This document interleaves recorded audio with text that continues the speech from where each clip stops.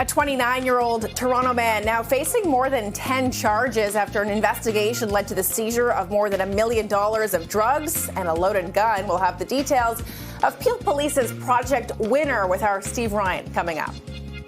The Ford government's speed camera ban is set to take effect tomorrow, and the province will give municipalities $210 million for other traffic calming measures. Plus, Ontario's patient ombudsman saw a record number of complaints last year, and 60% were about hospitals. And we're live in the Distillery District, where the Christmas tree will be lit tonight to officially open the Winter Village. This is Live at 5.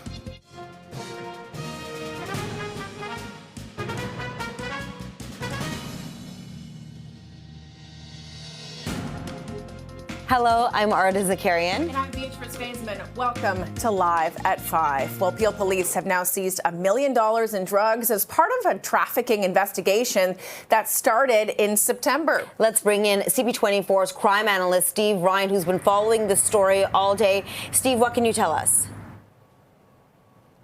Well, this is a collaborative effort between the police and the community that they serve. Trust is built between both the community and the police. And as a result of that trust, the community they're eager to turn over information to the police when it comes to criminality that they suspect may be going on in their neighborhoods. It's a lot of good police work that goes into building those relationships with the community. And if the community feels that the information that they're giving is going to be acted upon, well, they're not going to hesitate to provide that information. If they think, as Chief Nish said in this press conference today, if this goes into a vacuum sort of silo and it gets sucked into that and nothing gets looked at, well, then the community won't be so eager to provide information because they think it's a waste of time. So this is a testament to the good police work by Peel Regional Police and their community as well. And I say that because what you're seeing right now is $1 million worth of drugs, cocaine, fentanyl, a seized firearm, and 300 rounds of ammunition. That was all seized as a result of an effective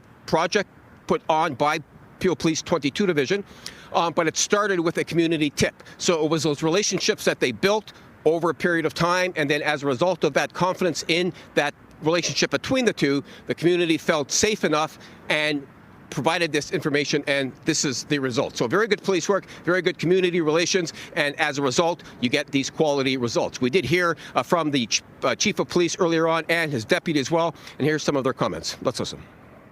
Hey, today is a significant day. We hear a lot of community concerns, neighborhoods, drug trafficking, the nuisance that makes communities vulnerable. And today's initiative is a result of our CERT teams, the community intervention response teams. They're almost like a multi-tool for the neighborhood community-related issues. And a lot of them, we don't get to hear what the community or public has complaints about, concerns about. Today's an outcome of just one in one neighborhood, and you can see how it's interwoven between drugs, firearms, and people causing harm.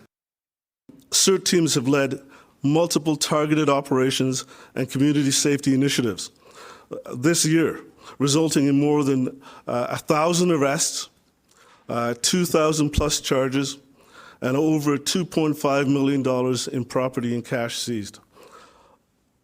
With a stronger presence and deeper community connections, our offices are making a real difference across our communities.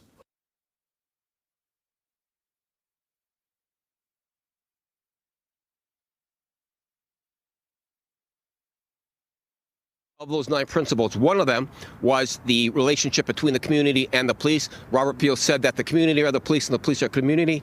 This is a prime example of how that works, if in fact that takes place. Great police work once again, and it started with that relationship building between the police and the neighborhoods that they serve. And you're showing you the suspect right now. He's in custody facing many, many serious charges.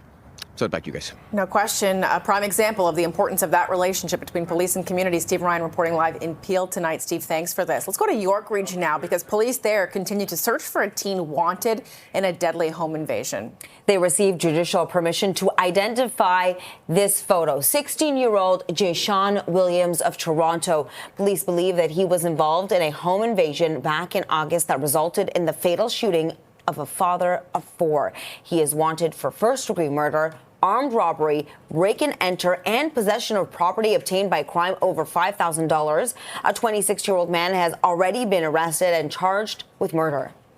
Aleem Faruqi was at home with his family in the area of Andrietta Drive and Barron Street in Kleinburg on August 31st when a group of men broke into his home. Faruqi was fatally shot during the confrontation. Police believe that robbery was the motive. The Ontario Fire Marshal has been called after a townhouse fire near Keele and Major Mackenzie in Vaughan. The fire broke out on Stonebriar Drive around 3 o'clock this morning. Vaughan Fire telling us that 2 people have been displaced, but thankfully no one was hurt. Investigators say the flames started in the garage and then caused significant structural and smoke damage. Let's check on the commute now with CP24's traffic specialist, Adjoa and CA. Adjoa, how are the roads? Well, we've got a lot of problems happening R&B. We have issues taking place on the northbound lanes of the 400. This is just as you make your way through Langstaff. It's this collision involving a transport. It does have the left lane occupied. So if you're headed north, it is really, really slow from about the Shepherd stretch up towards the scene. Then problems happening on the 401 westbound, just past Renforth in the Express. It's the 2 center lanes blocked to this collision. Looks like an emergency crew just arriving on scene, but if you're headed through here, drive with a bit of extra care. There's debris on the roadway as well, which is adding to your slow drive, which is busiest in the Express from the DVP. And a little bit of good news. We have problems on the southbound 427 just through Derry Rexdale. It was the HOV lane that was blocked following a collision. Problems cleared. Problems happening outside of Camberview. We have the southbound Meadowvale on-ramp that takes you on to the westbound 401 closed following a serious crash. I'll send it back to you both. This CP24 traffic report is brought to you by 407 ETR. Enjoy the journey with a stress-free commute. Let's stay with our roads now. The Ford government announcing it's putting $210 million towards road safety infrastructure with its ban on speed cameras set to take effect tomorrow. Yes, this Road Safety Initiatives Fund will go towards speed bumps, raised crosswalks and roundabouts, as well as high visibility signage and increased police enforcement in areas where speed cameras were previously deployed. The transportation minister says $42 million will be immediately provided to all impacted municipalities, while the remaining $168 million needs to be applied for. Burlington's Mayor Marianne Mead Ward says the speed camera ban shifts the cost of road safety from lawbreakers to taxpayers. We were in the process of installing our very first speed camera. We never put it in because the law changed midstream, and the regulations for the new fund are that you can apply to replace a speed camera. Well, we didn't have one. And so how is the government going to be helping all of those municipalities across the province who hadn't yet gotten to speed cameras, because we still need traffic calming measures to replace what the speed camera was going to catch. And 50% of respondents to a new Abacus data poll say they prefer speed bumps, raised crosswalks, signage, roundabouts, and increased police enforcement over speed cameras. 33% said speed cameras are a better way to reduce speeding, while 17% were unsure. The Ford government passed a bill banning speed cameras, with the Premier calling them a cash grab. The survey of 2,000 adults in Ontario was conducted late last month by Abacus Data on behalf of ad agency Creative Currency. The margin of error is plus or minus 2.2%, 19 times out of 20. There's a live look there of a speed camera in the city as well. It is 5:08, feeling like 4 degrees. You're watching Live at 5. Coming up, the Ford government is establishing what it calls student and family support offices and the 5 school boards it has taken over.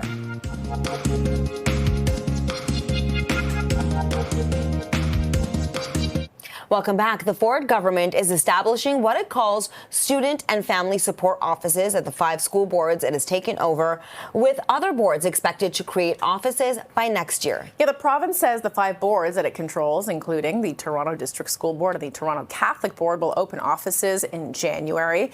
They're being billed as a way to make the education system more responsive and accessible for families. All other school boards in Ontario are expected to establish a support office by next September. And Education Minister Paul Calandra says the new offices are aimed at streamlining information for boards and families. First and foremost, we want to give students and parents easier access to information from the school board. And at the same time, we want to be able to monitor the types of questions that are being asked. And when I say monitor, we want to be able to track it. So what we've heard right now is, we hear a lot of trustees say, oh, these are the issues that we are facing in the board, but they have never tracked the requests that they're getting from parents or the requests that they're getting from students. So we have no idea, really, as a whole, what are the challenges that that parents and students are facing in the school boards.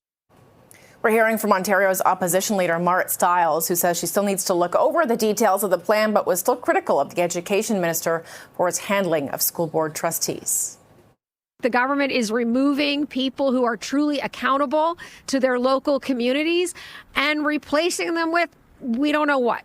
It really feels, again, like the Minister of Education doesn't know what to do.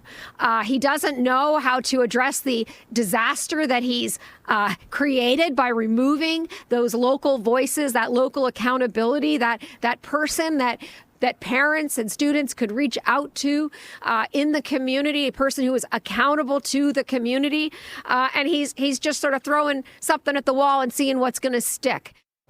Under the new system, board staff are expected to acknowledge a parent inquiry within 2 business days and aim to provide a response within 5 business days. In more complex matters, the board will follow up with an expected timeline for resolution. Also making news, Ontario's patient ombudsman says it has now seen a record number of complaints last year. In the annual report released today, the ombudsman says there were nearly 4,900 new complaints filed between April of 2024 and March of this year, 10% more than the previous year. Most complaints relate to patients not feeling heard, poor discharge protocols in emergency rooms, use of force for challenging behaviors, and a lack of trauma-enforced care. Ombudsman Craig Thompson says close to 60% of the latest grievances were about hospitals. Toronto Metropolitan University has announced its plans for a new campus residence with nearly 1,400 beds. The 21-story Vaughan Street residence will also include new classroom space, and it's being built through a partnership with investment firm Cedar Podium and the Building Ontario Fund. We know that living on campus increases student success. Living in residence positively impacts academic performance, improves student retention, and strengthen overall campus engagement. Students build friendships more easily, develop healthy study habits, and feel more connected to their university community. $200 million toward the new building is coming from the Ontario government. Finance Minister Peter Bethlenfalvy says it's all part of the investment in key infrastructure. That's starting with $83 million. This development, as was mentioned, will see a new 21-story residence. Is that the 21-story right there? 21-story residence built right here at 100 Bond Street, which will help create nearly 1,400 new student beds and more than double, as was mentioned, TMU's student housing capacity. What a milestone. Ontario is proving that you can build affordable housing, create good-paying jobs, and support future generations. The Bond Street residence will more than double TMU's housing capacity. Good for students.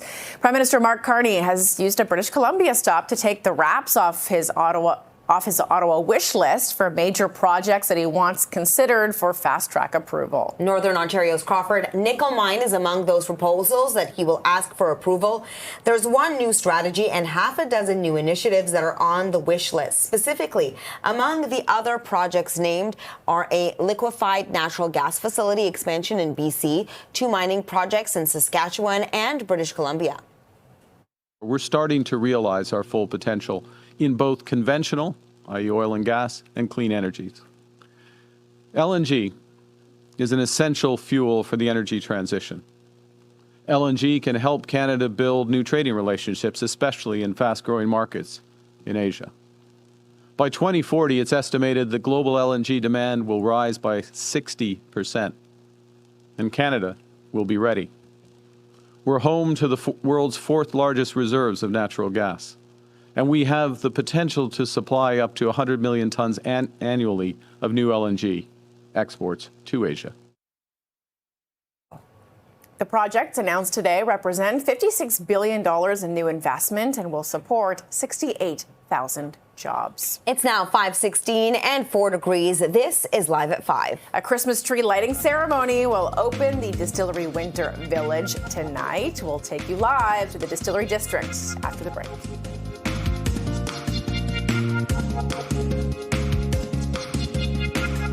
Welcome back. The 59th CP24 Chum Christmas Wish campaign kicks off tonight. CP24's Bill Coulter joins us now with more on the official launch toy drive. It's so good to see you, even in the evening, Bill. Isn't it past your bedtime, Billy? Yeah, I know. Aren't you surprised I'm still awake? But it's for good reason. And you know, when I got the hat on, things are getting serious, right, Santa? Absolutely. I'm with Santa. We are at the Desjardins Group, sort of main headquarters here. And boy, they are such generous and kind hosts to allow us to gather for kind of the official partner launch of the CP24 Chum Christmas Wish. How excited are you about this, Santa? Well, 59 years of all the many years I've been on delivering presents for boys and girls, there's nothing like seeing a smile on a child's face. And all you have to do is help me do my job. I'm getting older in the years. I need all the help I can get. Yeah. So all you have to do is go to thewish.ca or drop off a toy. You have all the information on thewish.ca. And I can't wait to see you on Christmas Eve. Now, Bill, you've been on the nice list. Oh, thank goodness. Except for that one time where you called for rain. Oh, yeah, but I didn't get the check in the mail for that one. I thought that How about this? I have some elves here from the North come Pole. On in, elves. How are you? We have elves that make toys. These are elves that dance. Okay. And they'll be performing here at Desjardins a little later on this afternoon. What a great time today, isn't it? It is. It's and wonderful. that's what it's all about. I mean, it's about putting smiles on faces, and the gift of giving actually puts a smile on your face. A lot of people forget that the gift of giving just kind of comes full circle. It allows you to have more energy to go and do what you want, and you really realize what you're doing. A kid wakes up on Christmas morning to find a gift, and that may seem small to some, but it is absolutely huge when you feel loved and you feel appreciated, and that toy can make all the difference. We have so many generous sponsors this year. Yes, it has just exploded. Some of those are on the sign behind us. RBC, an amazing sponsor. Walmart. We've got Ween's Auto Group. We've got HG Realty. Snow TO is huge. I was just talking to some of them from Snow TO. They're like, we're going to put you behind the wheel. And this was a dream of mine as a kid, to get into one of these snow clearers and, clear the road ahead of me, Santa. Make sure I don't drive into anyone. It's true. And all these people here are really such great supporters. Some of the tops in their industry, and they want to give kids a Christmas. How are we doing, everybody? See? That enthusiasm is infectious, and it doesn't take much. You were talking about, picking up a toy for a kid anywhere from, 0 to 18. Absolutely. And those needs are great at every age. They are. Doesn't matter how old. Think about it for a moment when you were 5 or 10 or 12 years old, and the feeling you had when you found the present under the tree. Imagine a family who doesn't have that opportunity. Here's your opportunity to feel good about yourself, and you're making other people feel good as well. That's why I do what I do for many, many generations. And Santa, we love you for it. And thank you, Dancing Elves. I can't wait to see you in all your glory. We're going to send it back inside, and we're going to have more from Desjardins Group headquarters. Yay! Great Merry Christmas! There's a reason our Bill Coulter's on the nice list, because he does all this good for so many people. Billy, thanks so much. We'll check in with you again soon. Let's go to the Distillery District now, where Santa, the same one now, is going to teleport from that segment with Bill down to the Distillery District, because the Winter Village is opening up tonight. And we can't wait to see it. Let's go live to CP24's Sija Liu, who is in the distillery for a preview. Sija, what time is the lighting supposed to happen? Well, Arda Beatrice, it is happening at 6 o'clock. That's why there are so many people here already. They've been lining up to try to get the best spot for the Christmas tree lighting for the Distillery Winter District. You can see it behind me here. It's a 55-foot tall tree. There's 80,000 lights, over 700 ornaments, and you can already hear some of the performers. There's a big focus on entertainment this year, but let's talk to some of the people who are here on opening day of the Winter Village. We have Rick and Ellie here.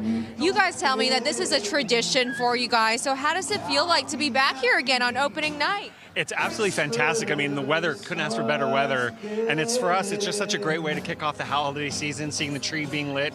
it's awesome. It's great. What's your favorite part about coming down to the Winter Village? It sounds cheesy, but the magic in the air, you can really feel it. Getting into the holiday spirit, everyone's so happy to be here, and it's just the best part of the season. And so you've seen the Christmas tree lighting before, so around 6 o'clock, it's going to be lit up with 80,000 lights. How does it make you feel when you see everyone come together, the music, the camaraderie? I mean, it's the kickoff to the holidays, really. When the tree lights up, it's like, okay, Christmas is here. It's weeks away. And having the tenors perform also really, it's what a great night. Yeah, we heard them warming up a couple minutes ago, and they just sound absolutely amazing. They'll be up around 6:30 tonight. Are you doing any shopping? What's on your agenda today? Well, we just enjoyed a Yorkie burrito, which is an entire Christmas dinner wrapped up in a Yorkshire pudding, so it doesn't get more Christmas than that. Definitely gonna do some shopping, though. Definitely gonna do some shopping, yeah. Well, thanks so much, guys. I'll let you enjoy the rest of your evening. Appreciate you joining us. But they clearly have a great itinerary for the Distillery Winter District. Lots of shopping, lots to eat.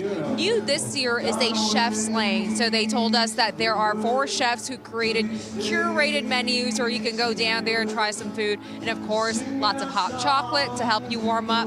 But they told us that what's different this year is the focus on entertainment. So you can see people performing behind us, but it's going to be an everyday thing. There will be people coming on the stage, opera singers, theater performers, and at 1 o'clock every day there will be story time with the elves for the little one. So there is tons to see. But tonight is opening night. 6 o'clock is when that beautiful 55-foot tree is going to light up, and it's just the start of the Winter Village here, happening every single day until January 4th. And Beatrice Arda, I'll send it back to you as we count down the minutes until the Christmas tree lighting. Oh, Sijaloo in the Distillery District. That segment was just like a big warm hug. Yeah, I know. We need some hot chocolate now. just to go with the whole thing. Thank you so much for that, Sija. It's now 5:25 and 4 degrees. This is Live at 5. Well, coming up next, the FIFA World Cup 26 Volunteer Center opens at Humber College's Lakeshore campus. We'll have more on this coming up.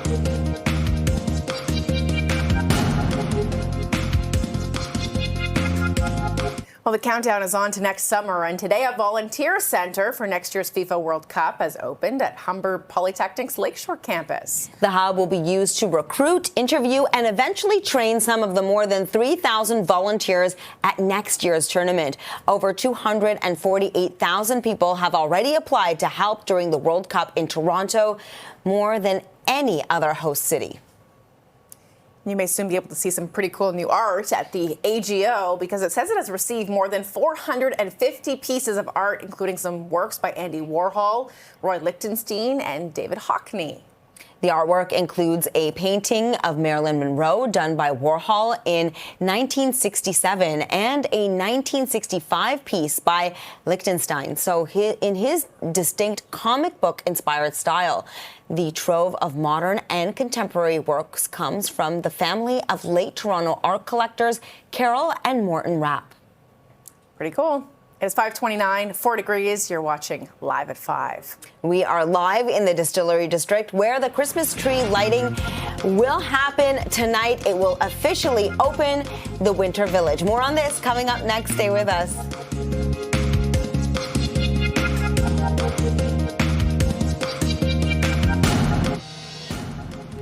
A 29-year-old Toronto man is facing more than 10 charges after an investigation led to the seizure of more than $1 million of drugs and a loaded gun. We have the details of Peel Police's Project Winner coming up. Plus, the Ford government's speed camera ban is set to take effect tomorrow. Here's a live look at one of those cameras that's going to have to be taken away soon. The province says it'll give municipalities $210 million for other traffic calming measures. Ontario's patient ombudsman saw a record number of complaints last year, and 60% were about hospitals. And we are live in the Distillery District, where the Christmas tree will be lit tonight to officially open the Winter Village. Our Sijaloo is there. We'll check in with her coming up. This is Live at 5.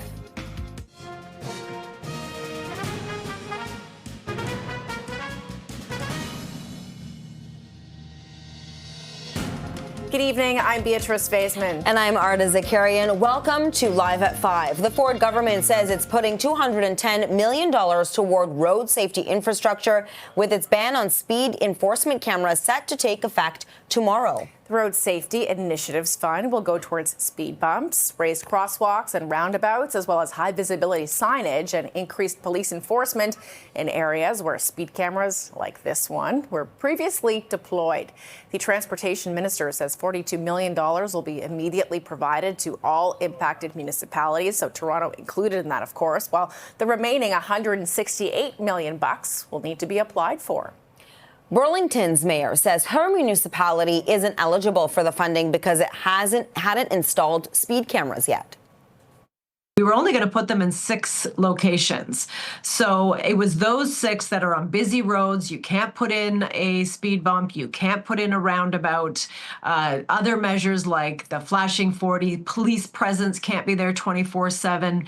And all of those measures have been either tried or ruled out as ineffective. This was our last hope to ensure that people slowed down in school districts. The data is unequivocal that it does work. It slows things down. But we spent several $100,000 in preparation to do our homework, to make sure that our decisions were evidence-based. And now it doesn't look like we're going to get any reimbursement of those costs. 50% of respondents to a new Abacus data poll say they prefer speed bumps, raised crosswalks, signage, roundabouts, and increased police enforcement over speed cameras. 33% of the people who responded say speed cameras are a better way to reduce speeding, while 17% were unsure. The Ford government passed a bill banning speed cameras, with the Premier calling them a cash grab. The survey of 2,000 adults in Ontario was conducted late last month by Abacus Data on behalf of an ad agency called Creative Currency. The margin of error is plus or minus 2.2%, 19 times out of 20. Local bike advocates staged a protest today over the Ford government's plans to fast-track an omnibus bill that would block cities from building some bike lanes. Yeah, they gathered this morning at Spadina and Bloor before riding to Queen's Park. Bill 60 includes measures that would bar municipalities from building bike lanes that would involve roads being reconfigured. That's a common step of adding cycle lanes to a street. Well, today we are riding in protest of the Ford government's Bill 60, and there's lots of terrible things in this bill. I'm specifically here riding in protest against the changes that are going to reduce the safety on our streets in the name of moving cars faster. We've seen how traffic in this city is a problem, but taking away our speed cameras and taking away our bike lanes, those are not the solutions that are going to increase travel times in this city. 7 years ago, we lost my sister-in-law to a driver, and it's just made me really aware of how incredibly dangerous specifically speed is. And the idea that we should rip these things out so people can go faster is the antithesis of safe streets. Also, I mean, as a driver, none of this makes sense to me either. You know, I've lived near Bloor Street for 30 years. The idea that the bike lanes have slowed Bloor down is absolutely absurd, because 30 years ago, Bloor was one of the slowest streets in the city. Transportation Minister Prabmeet Sarkaria's office releasing a statement to CP24. It reads, with gridlock costing our province $56 billion a year, our government cannot afford to wait. We're delivering on our promise to restore motor vehicle lanes while continuing to support bike lanes where they make sense and do not increase gridlock, so we can get people and goods moving again.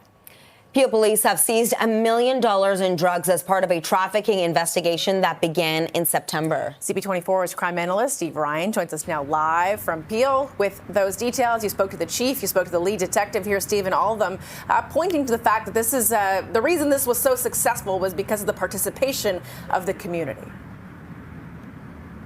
Yeah, that's right. If the community trusts the police, then they will be more willing to provide information. So this wasn't a fluke. This entire project started as a result of a tip from a community member who noticed some suspicious activity in their neighborhood. The police received that information and they acted on it. If communities feel that information provided to the police is just put into a vacuum and never to be heard about again, well, they'll be reluctant to provide further information if there is no feedback. Right now, you're seeing a community that's getting almost instant feedback as a result of some pretty terrific police work that was done by Peel Police, the 22 Division, as a result of this community complaint. So you're looking at B-roll of $1 million worth of drugs that was seized, which included cocaine, fentanyl, there was a firearm seized, and 300 rounds of ammunition. None of this would have been possible without that tip that came in from the local neighborhoods. And again, that's a testament to the relationship building that the police have done here in Peel Region when it comes to building that trust. When the community trusts the police,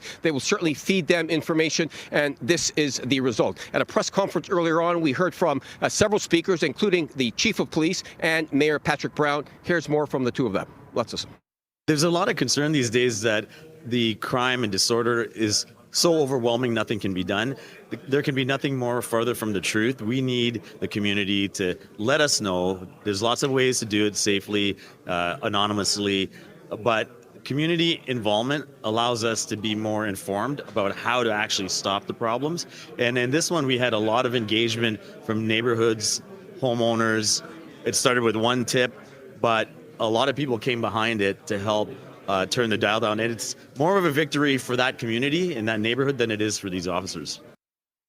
It's not just about the drugs and guns that are taken off the street, but it's a message to these scumbags that peddle dangerous, highly addictive narcotics on our community, that in Peel Region, they will be caught, they will be charged, they will be prosecuted and face the consequences of our justice system. This is the accused who's still in custody facing some very serious criminal charges. The chief was very appreciative of the ongoing support that he gets from both Mayor Patrick Brown and from the Solicitor General Michael Kersner of the province of Ontario. It's the support and the resources that the province and the municipalities or the region of Peel provides to the police here in Mississauga. They're able to get the resources that the officers on the ground need. Couple that with the relationship building between the police and the community, and these are the results that you get. It's great work all around. Back to you guys. Thank you so much for this, Steve.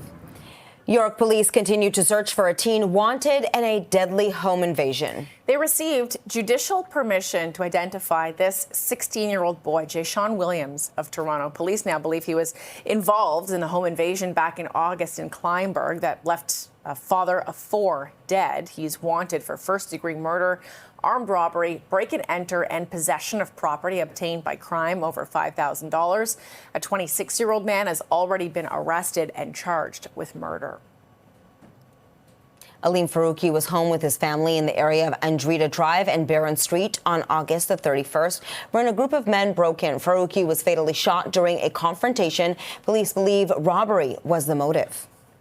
It is 5:40, feeling like 4 degrees. Let's get a check on the roads with our traffic specialist, Adjoa and Siabois. More problems? Yeah, more problems. Yeah. A lot of problems. Mo problems. All the problems. We got problems. If you're headed out on the westbound lanes of the 401, I'm going to try to get you around the problems. These are pretty significant ones. So this is the westbound lanes of the 401, just west of Renforth. It's only that left lane getting by.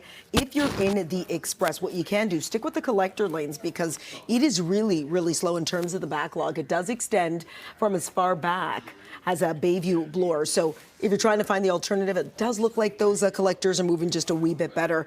We did have problems. It looks like they might have cleared. It was on the northbound 410 on the ramp to Steeles. We were dealing with some problems. It was a stall. It was in the right lane. It looks like it just cleared the scene. Traveling towards the Gardner, still pretty busy as you make your way into and out of the downtown core. The only good news is there's no problems. Same situation on the DVP. Northbound and southbound traffic, heaviest both ways between Bayview Bloor and the 401. We do have problems that I can't see. It's on the southbound Meadowvale on-ramp that takes you to the westbound 401. It is closed for an ongoing serious crash. I'll send it back to you both. Thanks for bringing all the problems to us, Ad. Doing what I can. Appreciate it. It is 5:41, 4 degrees. You're watching Live at 5. Coming up, the Ford government is establishing what it calls student and family support offices at the 5 school boards it has taken over. Stay with us for that.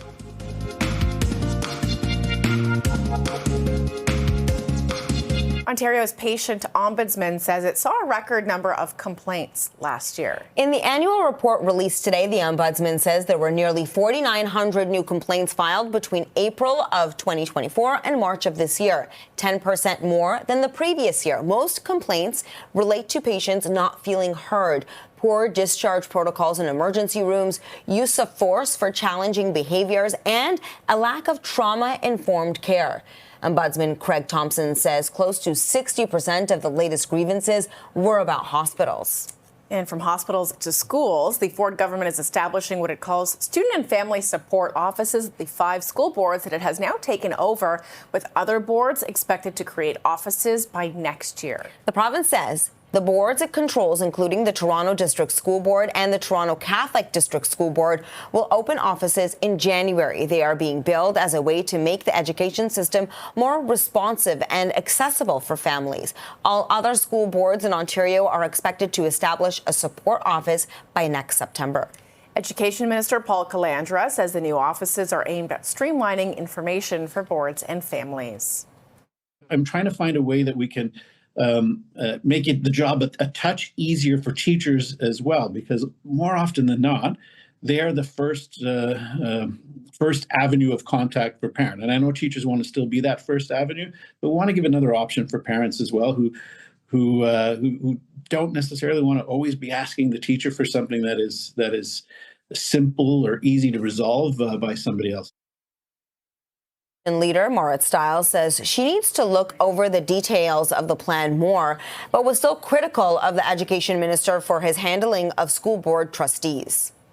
Like everything else with this minister, he is never clear about what his actual plan is. You know, he acts impulsively, removes trustees who have, local accountability to the public, and then doesn't replace them with anything else, and then wonders why everybody out there is unhappy, why parents can't get the answers they need suddenly, and he doesn't have a plan. And I don't know what his proposal is going to do, and I don't know how much it will cost, but you can be darn sure that we'll be asking those questions. Under the new system, board staff are expected to acknowledge a parent inquiry within 2 business days and aim to provide a response within 5 business days. In more complex matters, the board will follow up with an expected timeline for resolution. It's now 5:46 and 4 degrees. This is Live at 5. We are live in the Distillery District tonight, where the Christmas tree will be lit shortly to officially open the Winter Village. We'll check in with our Sija Lou coming up in a moment.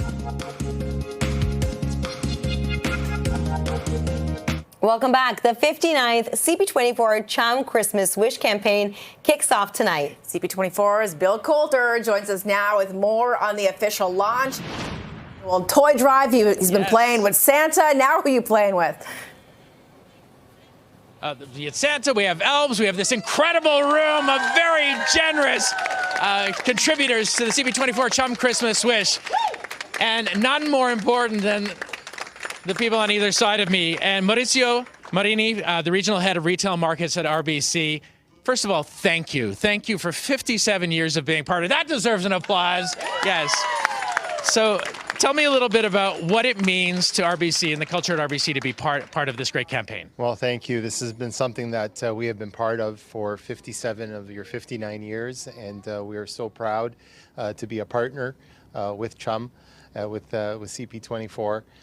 With Bell Media and with everyone else, to be part of this, and it goes core to our belief that we want to make sure that every kid has a wonderful Christmas, that our communities continue to thrive and prosper, and we are going to make a commitment today to this year's campaign to help kick it off on behalf. Breaking news right here. Breaking news. We are going to make a $25,000 contribution. $25,000 from RBC. Yeah. And we really want to invite all of our staff, all of our customers to go to the wish.ca and to make a donation as well. Yeah, thank you, RBC. And to my left, equally important, and boy, we are so grateful to the Desjardins Group. Marilyn Horick, Senior Vice President, Desjardins Group. again, tell me, you are such a solid partner, so generous, even hosting us today. Thank you. What does this mean to Desjardins and you? Well, the entire Desjardins family, coast to coast, is thrilled to be celebrating the season. But here in Toronto, and in particular, as we're nearing the Christmas season, knowing that we are in a position that we're fortunate as individuals and as an organization to partner with Bell, with CP24, and The Wish. This is another great year for us to do exactly that and be able to bring a toy to a child on that special morning, bring a smile to their face. It establishes a sense of hope for that future. And I just want to make sure we do get in that you're going to be part of the Santa Claus parade, and there's going to be gift drop zones along the way. Absolutely. So we've 125 years for Desjardins this year. We're celebrating. Yes, and once again, we are coming back with The Wish, and we're coming back in droves at the Santa Claus Parade. So we've got 3 drop-off zones in addition to 11 King Street, where until December 19th, you can come and drop off your gift. But you can find these kinds of drop-off zones, donation box, along the parade route. We'll have hundreds of Desjardins employees there cheering them on. So at Bercy Park, at Queen's Park, and at Christie Pitts, where the parade begins, and we're going to find Santa. Perfect. And I just want to make sure we give a quick shout out as well to Ween's Auto Group and Gillian and GM Public Relations and your group. We have about 3 seconds. Just give that quick shout out. All the best from all of the associates at Wayne's Auto Group. We're thrilled to be part of this legendary event. Thank you so much for including us in the magic. Thank you, thank you, thank you. And thank you everyone here tonight. Happy holidays, and let's give a kid a Christmas. Okay, we'll send it back to you. Thanks so much for this, Bill. Christmas tree lighting will officially open the Distillery Winter Village tonight with the help of an international vocal group. That's where we find CP24's Sijaloo in the thick of it all in the Distillery District with a preview of the tree lighting. And you've been talking to people. I mean, what a way to get into the Christmas spirit. Yeah, we are still 42 days away from Christmas, but it feels like the holiday spirit in here. We are less than 5 minutes away from the tree lighting ceremony to kick off the Distillery Winter Village. This tree behind me is 55 feet tall. It's going to have 80,000 lights and 700 ornaments, and we've been just enjoying the music, getting serenaded. Later on today, there will be the tenors joining us for the ceremony, but we've been talking to guests throughout the day, visitors. For some, this is a tradition. Other people, it's their first time, like the Zundar family here.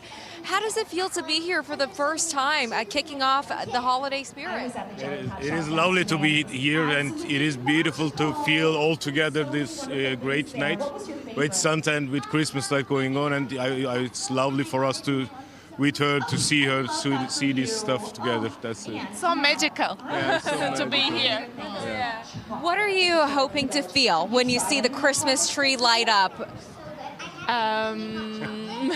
Happiness? Happiness, love, excitement. New year, new hopes. Yeah, that's it. Getting your singing voices ready. Well, thanks so much, family. Enjoy the Christmas tree lighting. But we have been talking to lots of people who say this is a tradition for them to come down to the Distillery Winter Village. And the organizers tell us they have really put a theme on entertainment this year. You can see behind me, there is a stage set up. It's going to be here for the entirety of the Winter Village. There will be opera singers, theater performers, elves coming here every single day to entertain folks. And we got to talk about food as well. There's some amazing food that you can check out here at the village. This is just a taste of it. Some mini pancakes, lots of delicious hot chocolate, and it's all here to enjoy. Starting tonight in just a couple minutes with this Winter Village tree lighting ceremony going all the way until January 4th. So Beatrice, Arda, I'll send it back to you for now. We're awaiting Santa and his elves. They're about to arrive here any minute now. And we can't wait to see that tree lighting. Thank you so much for this, Sija. There's a tree lighting at the Eaton Center tonight as well.